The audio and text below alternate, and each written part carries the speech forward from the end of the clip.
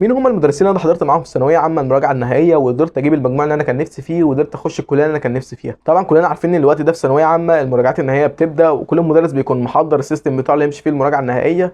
كل مدرس بيبقى عامل ماركتنج لنفسه كده، واللي هو ايه، انا هخش كده واكتسح المراجعه النهائيه وباذن الله كده اجيبها في شوال. بس انا عاوزك وانت بتختار المدرس اللي انت تحضر معاه المراجعه النهائيه ما تغلبش عليك العاطفه، ما تشوفش الطلاب اغلبيتها رايحه مع انهي مدرس وتروح معاه عشان الطلاب كتير رايحه له والكلام من ده. انت اللي هتستفاد في الاخر، وانت اللي هتعرف تحل في الاخر في الامتحان. لو انت اخترت المدرس بالعاطفه وان انت مش بتفهم منه قوي او مش متاكد من المعلومه كويس جدا جدا وانت بتسمع للمدرس ده، يعرف كده انت مختار المدرس ده غلط. وانا مش جاي اقول لك في الفيديو ده انا قد ايه جامد وانا قد ايه عرفت اطلع نار من بقي واخترت المدرسين صح ولا لا. كله بتوفيق ربنا الحمد لله، ويعني لولا ربنا اقسم بالله الواحد ما كان وصل لاي حاجه. يعني الحمد لله اولا واخيرا. وانا جاي في الفيديو ده بس يعني اقول لك على المدرسين اللي انا كنت بحضر معاهم المراجعه النهائيه في ثانويه عامه، ومش اكتر ولا اقل. وبصراحه دول المدرسين اللي كنت مرتاح معاهم في ثانويه عامه، وهم دول اللي انا اخترتهم ان انا احضر معاهم المراجعه النهائيه. بصراحه كان اختيار موفق والحمد لله، ما عانيتش في حاجه. وطبعا اللي ما يعرفش انا كنت علمي علوم في ثانويه عامه، كنت باخد مع مدرسين السبع مواد اللي هم سبع مدرسين، وهبدا فيهم بالعربي. والعربي كنت باخد مع مستر محمد صلاح. مستر محمد صلاح كويس جدا جدا جدا في شرحه، دايما بيبقى مرتاح نفسيا وانا كده معاه، والصراحه بكون متحمس جدا ان انا افتح الحصه بتاعته واشوف الشرح بتاعه. الصراحه كنت بحس باحساس حلو جدا وانا بشوف الحصه بتاعته، يعني كنت بنتظر اليوم ده اللي هو يجي، بحس ان انا بعمل تشارج لنفسي كده. يعني حصه العربي دي كنت مش باخدها اللي هو ايه، زي اللي هو انا هذاكر ومش عارف ايه، لا لا، كنت باخدها اللي هي حاجه حلوه، يعني ان انا اخش اشوفها واحضرها. كان بيبقى شعور حلو يعني جدا. ومستر محمد صلاح الصراحه شرحه ممتاز جدا، واللي جربه قولوا لهم في الكومنتات يعني قد ايه شرح مستر محمد صلاح كويس قوي يعني. ويعني مش انا اللي هقيم مستر محمد صلاح، كل المدرسين اللي انا قلتهم في الفيديو ده على راسي، وكل المدرسين اللي انا ما قلتلهمش في الفيديو ده كويسين جدا جدا. وكل الطلاب اللي بياخدوا مع اي مدرسين غير في الفيديو ده والله العظيم خليك على رايك لو انت مرتاح مع المدرس وبتفهم منه.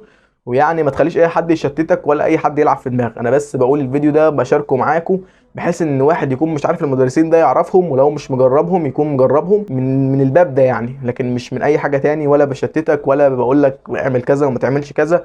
انت ليك الحريه في اختيار رايك، ويعني اكيد باذن الله رايك هيكون موفق. وفي الانجليزي انا ما كنتش بعتمد على مدرس واحد بس، يعني كنت بشوف ساعات الجرامر مع اسلام فارس، المهندس اللي هو على اليوتيوب ده لو انتوا عارفينه. ساعات كنت بتفرج على احمد ابو زيد دروس اونلاين، وساعات كنت بتفرج على زي امريكان انجلش. يعني حاجات كتير قوي كنت بستعين بيها في الانجليزي، وبجانب طبعا الكلمات اللي انا كنت بحفظها من القطع او من الجرامر، حاجات كده يعني فاهم. يعني بجمع سورس كتيره بحيث ان انا اكون عندي كذا قاعده كده ببني عليها الانجليزي.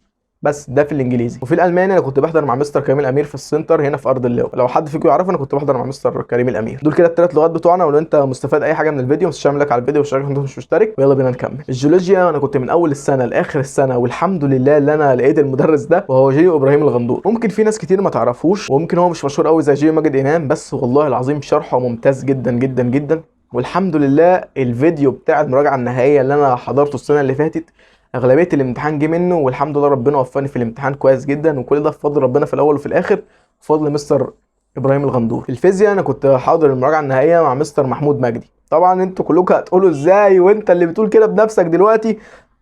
انا كنت عامل فيديو من اسبوعين ولا من شهر بتكلم فيه ان مستر محمود مجدي لازم تبقى جنبه مع مستر محمد عبد المعبود.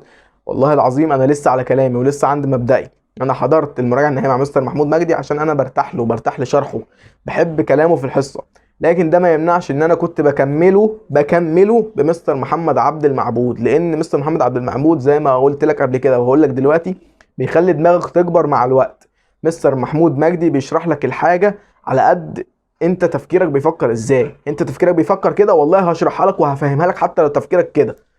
فدي حاجه مش تعيب ودي حاجه كويسه جدا. بس هتيجي في اخر السنه مثلا وتلاقي من كتر ما انت مثلا حليت بنفس النمط وجات المساله في الامتحان بشكل مختلف، ممكن انت كشخصيتك تخاف. انا ما بقولش كل ده الناس كلها بتحس فيه. مستر محمود مجدي في ناس خدت معاه كتير جدا، منهم دخلوا طب ودخلوا هندسه، ومنهم اللي ما عرفوش يجيبوا مجموعه وجابوا ملحق في الفيزياء. فهي الفكره ازاي انت تعتمد على نفسك وازاي تكمل الحاجه ببعضها. وفي الكيمياء انا حضرت المنهج كله مع مستر خالد صقر في المراجعه النهائيه ما عدا العضويه حضرتها مع مستر عمرو الصيفي في المنصه بتاعته. انت طبعا هتقول لي ازاي عملت كده وازاي غيرت المدرس والكلام ده كله. هقول لك ان مستر عمرو الصيفي كان بيقول شويه حاجات في العضويه كانت شويه تريكات كده، فكنت عاوز اسمعها، كنت عاوز ازود بيها معلوماتي. مستر خالد صار كويس جدا جدا جدا وعلى راسي، وكلهم مدرسين محترمين قوي قوي قوي. بس هي الفكره كلها بتبقى اراء شخصيه، وبتبقى ارتياح نفسي في الاول وفي الاخر. وفي الاحياء بقى من اول السنه لاخر السنه اخدت مع مستر احمد الجوهري، وبصراحه شرحه كويس جدا. واللي حاضر معاه شرح التاب من البلاي ليست اللي على اليوتيوب يعمل لايك على الفيديو ويقول تم في الكومنتات وانا هعرفه. ويعني بص هقول لك اللي انت كده ماشي على الخطوات صح كويس جدا جدا جدا. بس يعني ودي كانت المدرسين اللي خدت معاه في ثانويه عامه، ودي كانت دردشه بسيطه كده معاكم. بصراحه انا بكون مرتاح معاكم جدا وانا في القناه هنا، يعني اخواتي الصغيرين زي ما بيقولوا كده. ويعني انا الفتره اللي فاتت كنت منقطع انا عارف عن اليوتيوب، بس يعني والله العظيم دي حاجه خارج عن ارادتي. والدي مر بظروف صحيه، يعني اسالكم الدعاء لي كده في الكومنتات. باذن الله الامور دي تعدي على خير، وان شاء الله من اول الشهر الجديد او من اول الاسبوع الجاي الفيديوهات هتنزل باستمراريه. وزي ما كنا متعودين هننزل فيديو كل اسبوع وساعات فيديوهين في الاسبوع. بس اشترك في القناه لو مش مشترك، وفعل زر الجرس عشان يوصلك كل الفيديوهات اللي بتنزل اول باول. وبس كده، سلام.